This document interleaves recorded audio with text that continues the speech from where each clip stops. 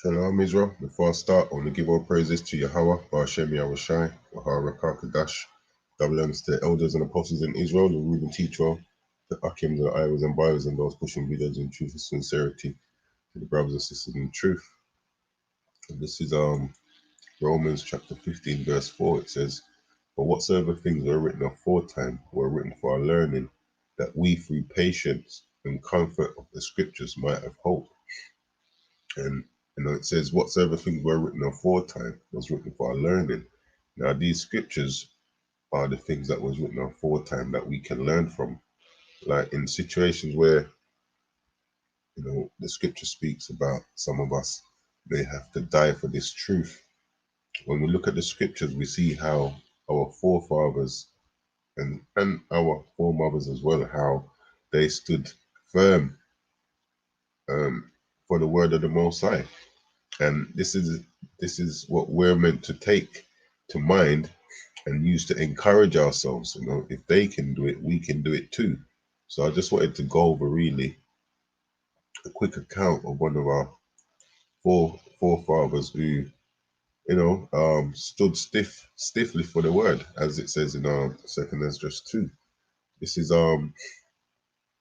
by Eliezer. This is Second Maccabees 6. Now, when you read from verse 6, what was happening, it was unlawful for us to keep our Sabbath days, ancient feasts, or even to call yourself a Jew.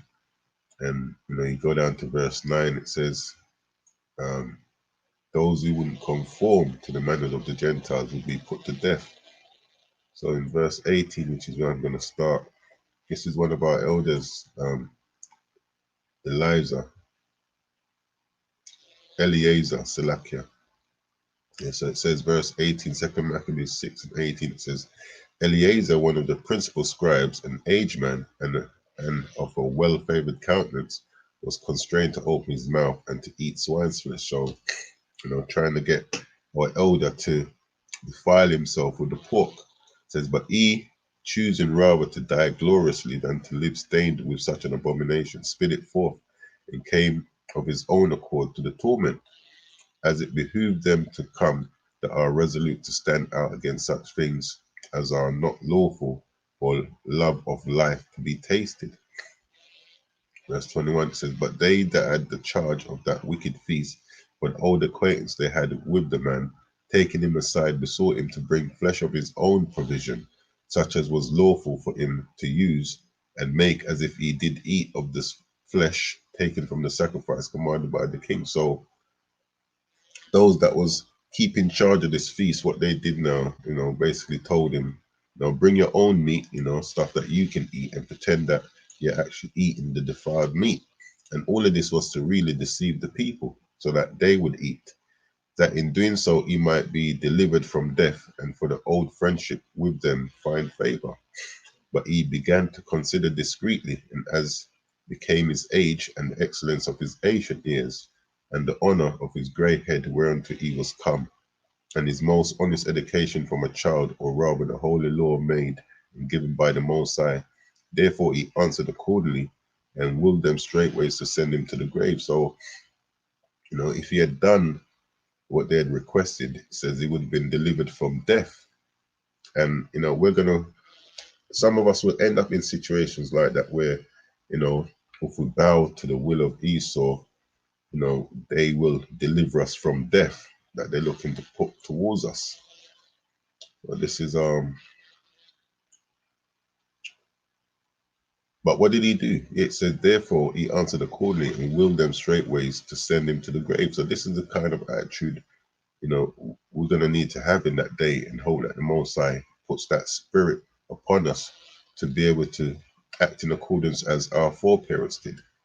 Verse 24, "For it becometh not our age," said he, "in any wise to dissemble, whereby many young persons might think that Eleazar, being fourscore years old and 10, so he was 90, were now gone to a strange religion. So they, through mine hypocrisy and desire to live a little time and a moment longer, should be deceived by me, and I get a stain to mine old age and make it abominable." So he chose rather to die and to stain the reputation that he had as a man of the Lord. And these are things we're to learn from, as the scripture says, whatsoever things were written aforetime were written for our learning. Verse 26 says, For though for the present time I should be delivered from the punishment of men, yet should I not escape the hand of the Almighty, neither alive nor dead. And this is what we have to remember in those times, that us giving in might deliver us from the punishment of man for that period of time. But it says we should not escape the hand of the Almighty, neither alive nor dead, because death can't make you escape judgment. Yeah. It says, Wherefore now, manfully changing this life, I will show myself such an one as mine age requireth, um, and leave a notable example to such as be young, to die willingly and courageously for the honorable and holy laws. Yeah, this is what we have to be willing to do in, if those kind of situations was to come upon us, to be willing to die willingly and courageously for the honorable and holy laws. And it says, and leave a notable example. Us staying truthful to the word even unto death will, could be an example for those that follow behind us, as this elder is deaf, is an example to us. And when he had said these words, immediately he went to the torment. They that led him, changing the goodwill they bear him a little before into hatred, because the foresaid speeches proceeded as they fought Salakia from a desperate mind. But when he was ready to die with stripes, he groaned and said, It is manifest unto the Lord that as the holy knowledge, that whereas I might have been delivered from death, I now endure sore pains in body by being beaten. But in soul, I'm well content to suffer these things because I fear him. And, it goes back to what Yahweh Shai says, that we shouldn't fear man, who can kill the flesh, but rather we should fear the Most High, who can kill the flesh and the soul in hell, destroy them, roughly paraphrasing. And thus this man died, leaving his death for an example. Yeah. Whatsoever things were written aforetime were written for our learning. Yeah. So it says, and thus this man died, leaving his death for an example of a noble courage and a memorial of virtue, not only unto young men, but unto all his nations. So, in times of trouble, we need to think of our foreparents, how they dealt with the situation. And one of the things that they did was stick firm to the word, staying faithful to the Most High, even unto death. So this is Revelation 21, 12 and 11. And they overcame him by the blood of the Lamb and by the word of their testimony. They loved not their lives unto the death. Yeah, this is what the scripture says. Love not your life even unto death. And it's the same example we saw here from our forefather Eliezer. There's a number of examples in the scriptures where we see that our foreparents, when they were faced with death, it's either to go against the word of the Most High and live for a season, or die and have favor, stay in favor with the Most High. And this is what we have to do, take from these examples that, when we're faced with such situations, it's possible for us to stay faithful to the Most High, even unto death. Because as he says here in verse 26, which is quite an important point, it says, For though for the present time I should be delivered from the punishment of men. Yeah, so if we bow to the will of man in that day, going against what the Most High tell us to do, we're delivered from whatever judgment they were going to bring upon us for a moment. But it says, Yet shall I not escape the hand of the Almighty, neither alive nor dead.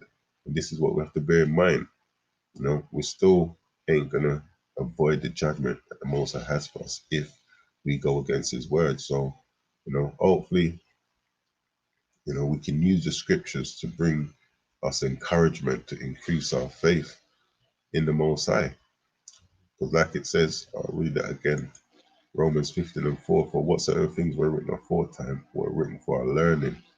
Yeah, all of these scriptures are here for our learning. It says that we through patience, Yeah, this is what we need. We need to have patience, because if he had lost patience, he would have given up and done what they had said, bring his own meat, pretend to be eating defiled food, and then deceive many of his people.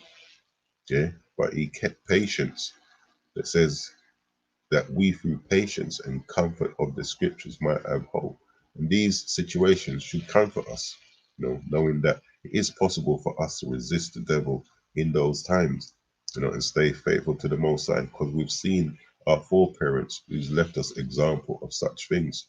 So with that, I'm going to close out and we give our praises to Yahweh, Ba'ashem Yahushai, Wahara Kakadash, Kwame Allah.